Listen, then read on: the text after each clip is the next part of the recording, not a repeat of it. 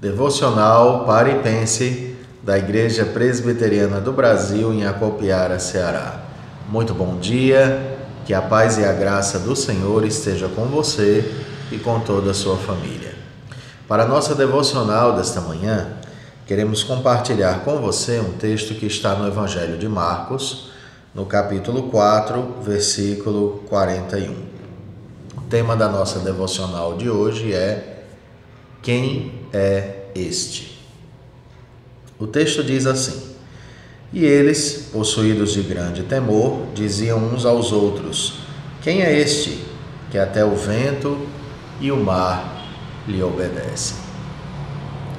Meus amados irmãos e amigos, nós já temos experiência de vida suficiente para sabermos que existem momentos que surgem diante de nós e que nos causam de fato grande pavor e preocupação.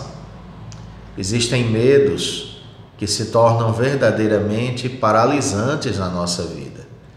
Situações com as quais nós nunca nos deparamos e que, ao nos depararmos com elas, sentimos medo pela nossa própria vida. Achamos que ali pode ser o nosso fim.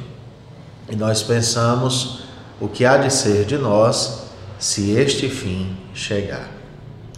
Estamos diante de um famoso relato contido nos evangelhos, nesse caso aqui no Evangelho de Marcos, onde Jesus está indo com seus discípulos em uma pequena embarcação para a região dos Gerazenos.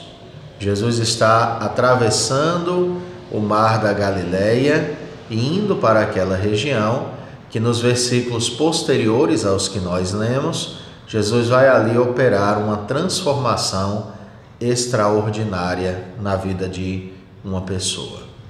Mas, quando Jesus está com seus discípulos atravessando o mar da Galileia, que na verdade não era bem um mar, era um grande lago, e esse grande lago, de tão grande, passou a ser chamado assim, Jesus e seus discípulos são surpreendidos por uma pesada tempestade.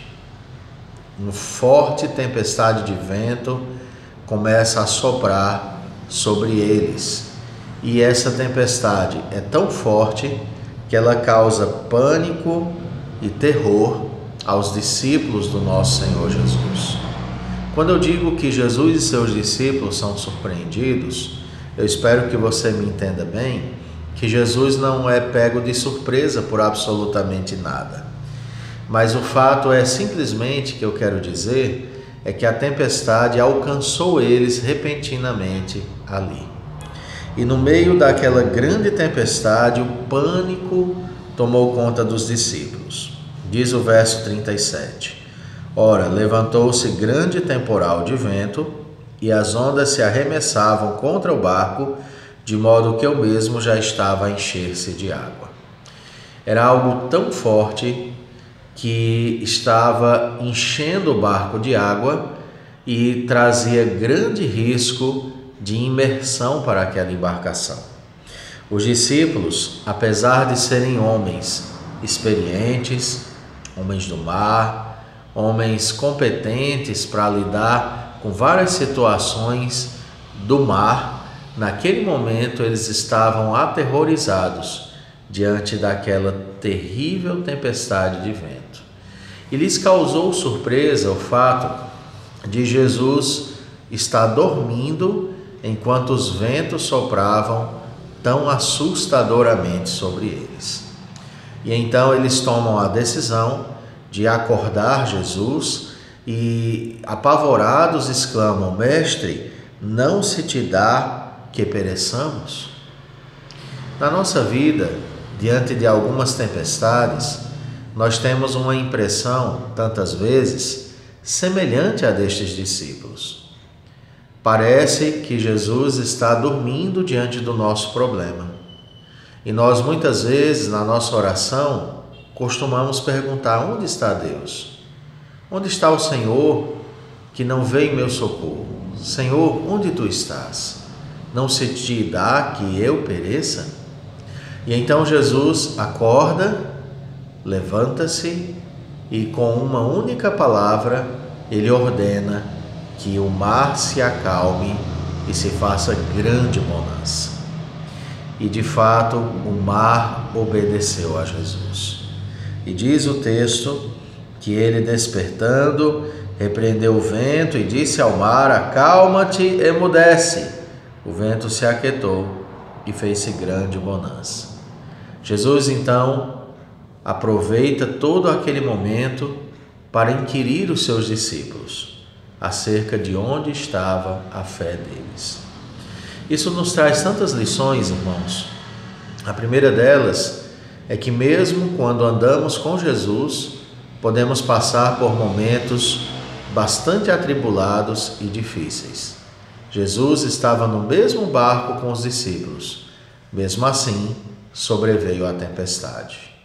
Outra lição muito importante é que diante das situações difíceis, conforme Jesus repreendeu seus discípulos, nós precisamos ter fé. Ter a certeza de que podemos superar, resistir, ultrapassar aquela prova se de fato tivermos fé em Jesus. Se os discípulos tivessem fé, eles não teriam tido tanto medo. Se os discípulos confiassem em quem estava com eles, confiassem que Deus tinha um propósito, que Deus os guardava, certamente eles não teriam ficado tão assombrados com aquela tempestade. Eles teriam confiado em Deus.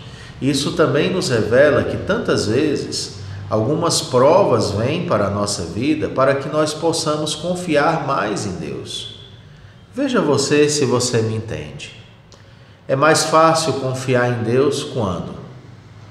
É mais fácil confiar em Deus que você será alimentado quando sua despensa está vazia?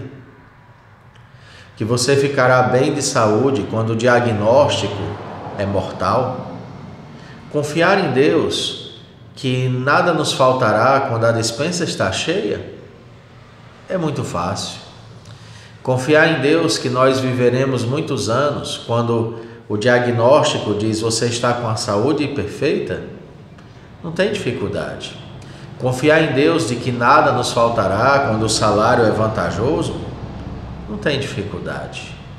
Confiar em Deus que estamos bem guardados em nossa casa, quando a nossa casa é num condomínio fechado e tem guardas lá na entrada, cercas elétricas e trancas muito bem reforçadas, qual o problema?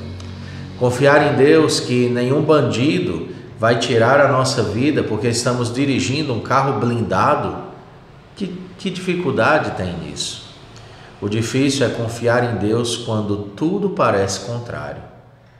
E é quando tudo parece contrário que você, meu irmão, e eu somos desafiados à fé.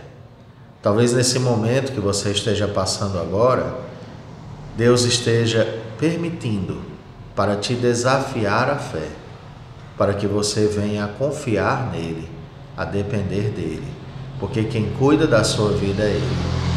E a prova só dura até o exato momento que Deus quer que ela dure. Quando Jesus disse: acalma-te, a tempestade passou. Eu não sei qual é o dia que Jesus vai dizer para a tua tempestade: acalma-te. Mas eu sei que Ele deseja que você confie. E uma última lição é que a prova nos revela mais de Deus. Quando aquilo acontece, vem o verso 41. E eles, possuídos de grande temor, diziam uns aos outros: quem é este que até o vento e o mar lhe obedecem? Eles estavam assombrados com a tempestade, mas eles ficaram muito mais admirados com Jesus. E aonde a tempestade está abundante na sua vida, muito mais abundante é a providência de Deus. Então, esse texto nos desafia a confiar em Jesus. Foi Ele quem nos colocou no barco, é Ele quem nos chamou para atravessar o mar, e é Ele quem estará conosco até o fim. Que o Senhor te abençoe e te guarde sempre. Obrigado, Deus, pela oportunidade de ouvirmos esta tua palavra hoje.